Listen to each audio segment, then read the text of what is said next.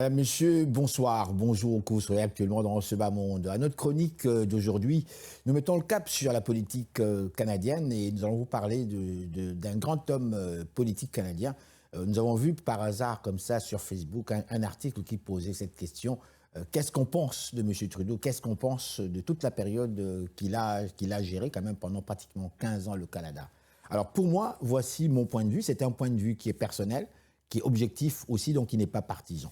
Pour moi, M. Trudeau, c'est un grand politicien qui a modernisé le Canada des années 70.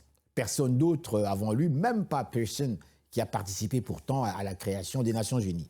En fait, j'admire Pierre Trudeau lorsque j'ai découvert, durant la rédaction de mon mémoire de maîtrise en sciences politiques à l'Université de Montréal, au Canada, que ce grand monsieur très brillant, dois-je l'avouer, un ancien étudiant des Jésuites à Montréal, avait vu clair. Il avait vu clair avant son époque avec sa politique de diversification et de troisième option en matière de politique étrangère canadienne.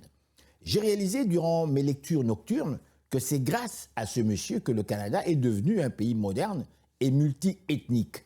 La modernité canadienne, quant à moi, c'est bien Pierre Trudeau. On parle ici des Jeux Olympiques de Montréal, on parle des fameuses expos, on parle du métro de Montréal, Enfin, Trudeau était en poste, je pense bien, en qualité de Premier ministre du Canada, à une époque extraordinaire de créativité et de modernité partout au Canada.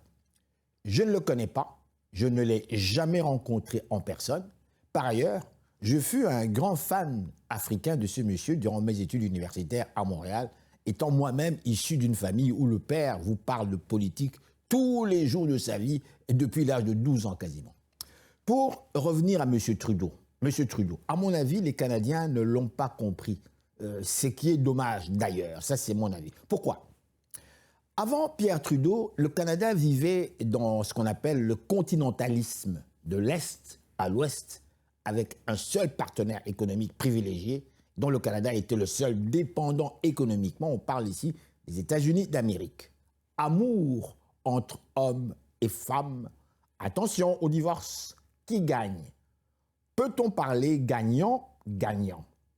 Selon moi, l'arrivée de Trudeau en 68, ce monsieur se tourna directement vers la diversification en matière de politique étrangère canadienne, au lieu du seul partenaire économique dont les États-Unis d'Amérique. Le Canada se tournait désormais vers l'Europe, vers le Moyen-Orient, vers l'Asie, vers l'Amérique latine, vers l'Afrique.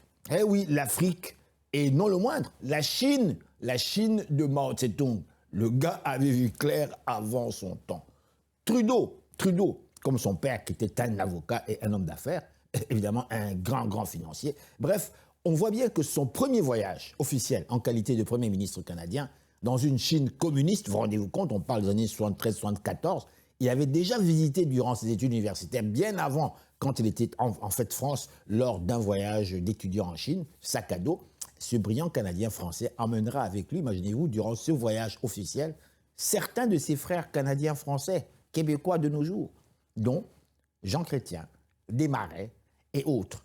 Trudeau ouvrait ainsi la porte aux relations économiques entre le Canada et la Chine, tandis que le président américain Nixon boudait fortement ce changement de cap de son voisin du Nord, dépendant dans l'économie américaine.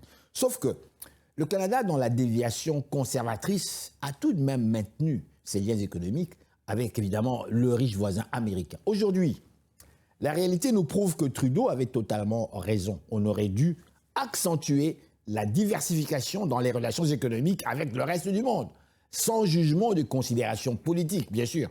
Et comme par hasard, tout change de nos jours. C'est à suivre.